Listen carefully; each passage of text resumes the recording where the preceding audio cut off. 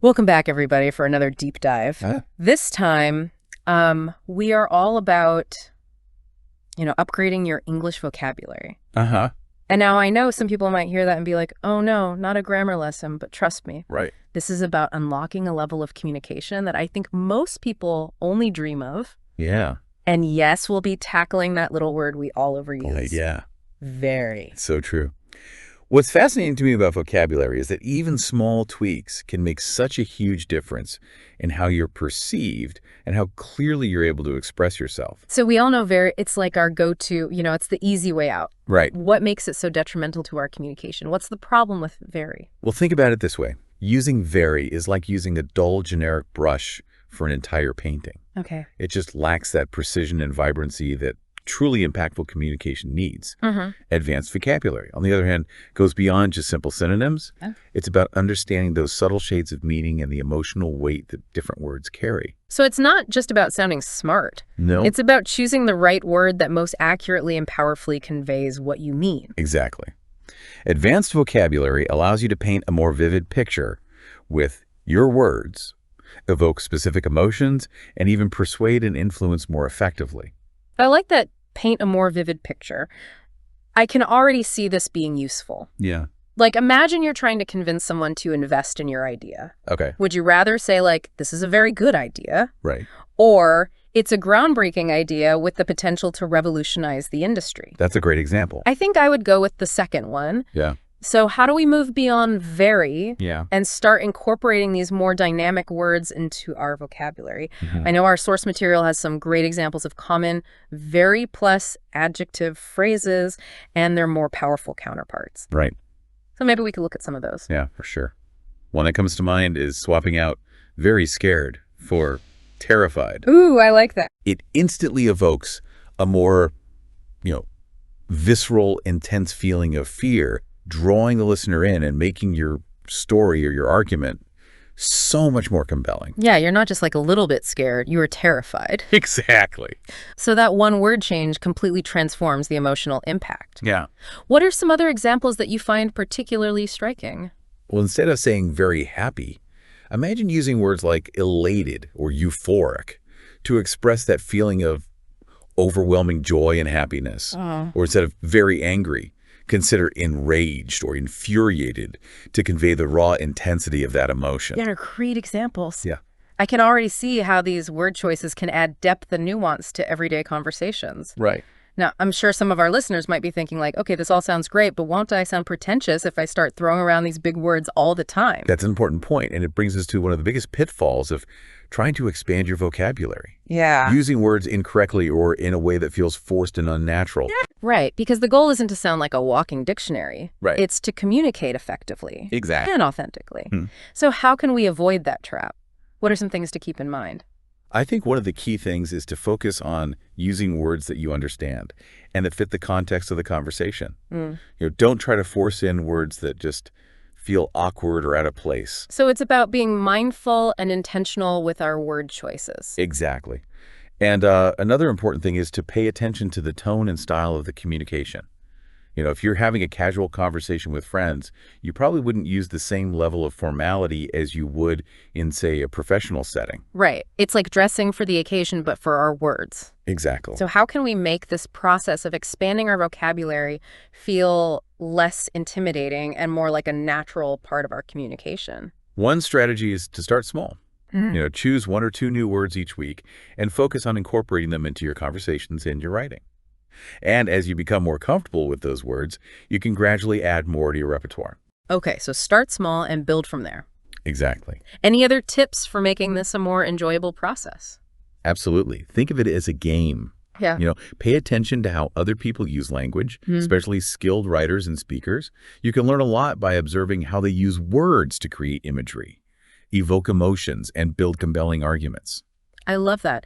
So we can be like word detectives, Yeah. but in a more sophisticated way. Exactly. Instead of just hunting for synonyms, we're paying attention to the nuances of language and how words are used in different contexts. Right. That brings me to a question from our source material that I found really interesting. Okay. It talks about the importance of understanding not just the dictionary definition of a word, but also its connotations. Right. Can you explain what that means and why it's so important? Sure. So the connotation of a word goes beyond its literal definition to encompass the emotions, ideas, and associations that it evokes. So for example, the words slim and skinny both describe someone who is thin but slim, generally has a more positive connotation, while skinny can sometimes sound negative or judgmental. That's such an important distinction. Yeah, So even if two words have similar dictionary definitions, their connotations can completely change the meaning and impact of our message. exactly. And being aware of those subtle differences in connotation is crucial for choosing the right word for the right situation and for avoiding unintentional misunderstandings or offense.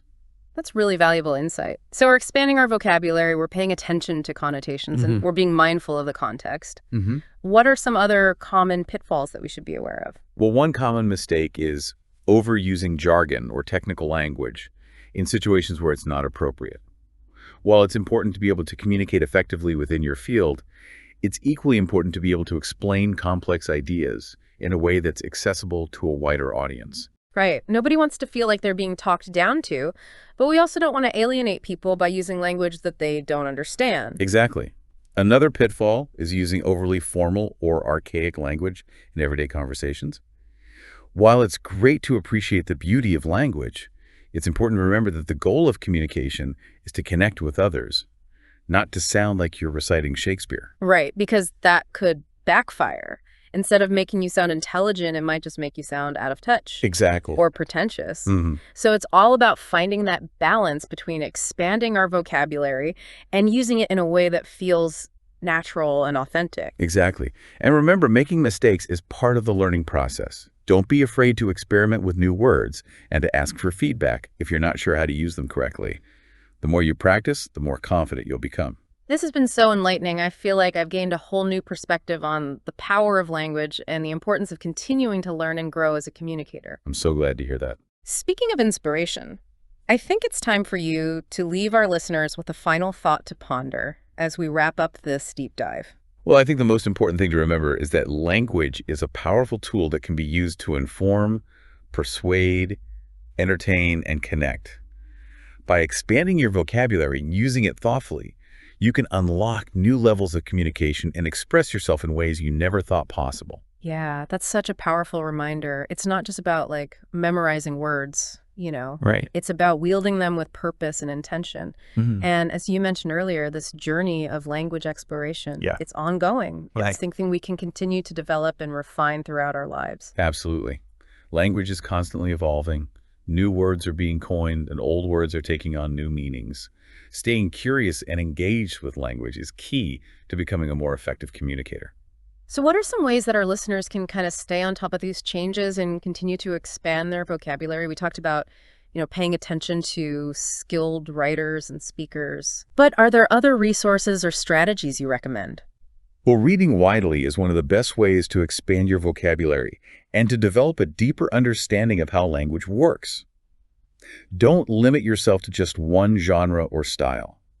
Explore different authors, time periods, and subject matters. You might be surprised by the words and phrases you discover. I love that, like a treasure hunt for language. Yeah. And while we're on the topic of exploration, I wanted to touch on another point from our source material that I found really intriguing. Okay. It talks about how mastering vocabulary can actually improve our thinking abilities. It's fascinating, isn't it? The more words we have at our disposal, the more precisely we can think and express ourselves.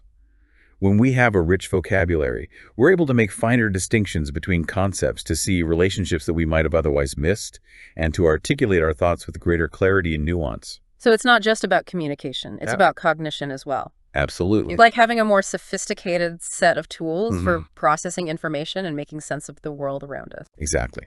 And as our thinking becomes more nuanced and sophisticated, so too does our communication.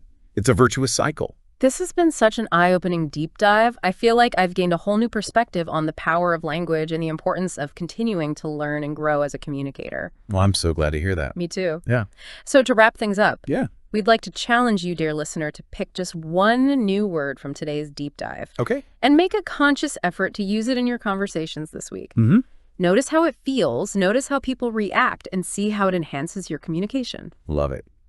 And as you embark on this vocabulary adventure, remember that language is a gift, a tool, and a source of endless fascination. Use it wisely, use it well, and most importantly, have fun with it. That's a perfect way to wrap up our deep dive into upgrading your English vocabulary. Yes. We hope you've enjoyed the journey and that you'll continue to explore the vast and ever-evolving world of language. Until next time, happy wordsmithing.